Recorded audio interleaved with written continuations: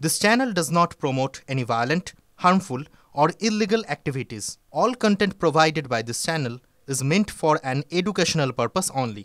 Top quality और consistent performance के लिए सिर्फ सिल्वर पंप्स नाम याद रखना। আমরা যারা বাংলায় কথা বলি, ভারতবর্ষের মাটিতে জন্মে বড় হয়েছি, ভারতবর্ষের অঙ্গরাজ্য পশ্চিমবঙ্গে এখানে বড় হয়েছি, খেয়েছি, দেয়েছি, নিজেদের ভারতীয় হিসেবে আমরা গর্ব অনুভব করি। তারা ভারতীয় কি নয়, সেই প্রশ্নের জবাব অমিত শাহজিকে দিতে হবে, মোদিজিকে দিতে হবে।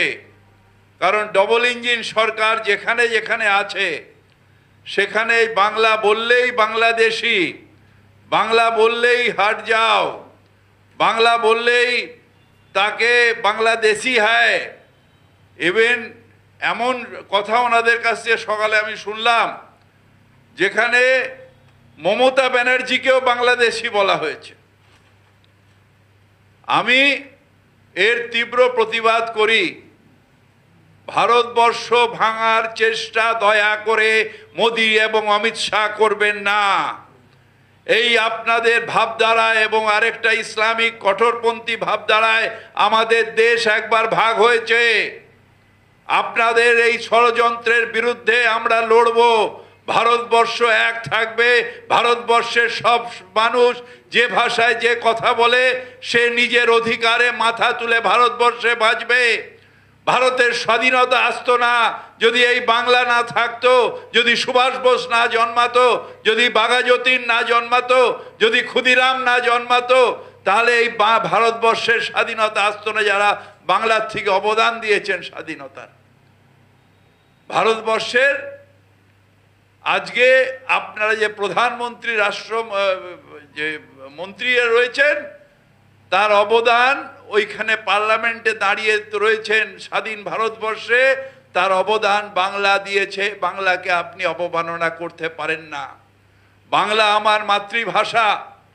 সেই ভাষার জন্যে যদি বলতে বলতে প্রাণ যায় তো যাবে, সেই ভাষা ছাড়ব না।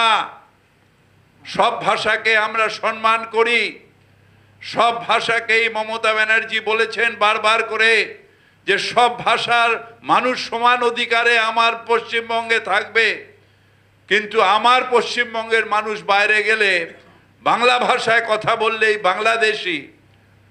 আমরা বাংলাদেশি নই।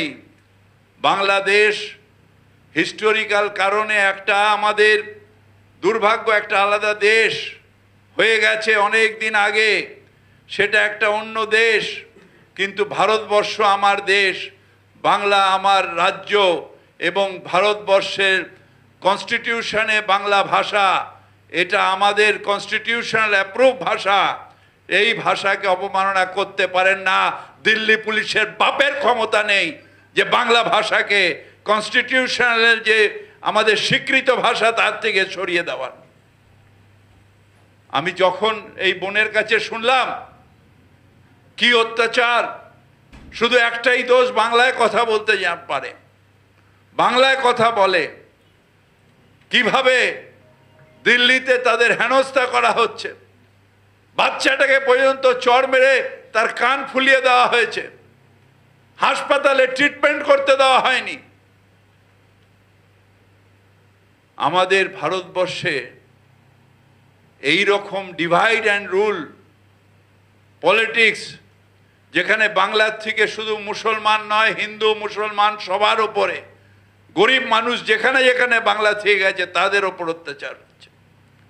কিন্তু তারপরেও আমরা বলবো অনেক পরিযায়ী শ্রমিক আমাদের অন্য রাজ্য থেকেও বাংলায় এসছে, আছেন, প্রত্যেকটা জুট মিলে আছেন, কয়লাতে আছেন, আমাদের যে আয়রনের যে কোম্পানি তাতে কাজ করছেন, বিভিন্ন জায়গায় আছেন। তারা সসম্মানে এখানে থাকবেন, কারণ এই দেশটা আমাদের সকলের দেশ।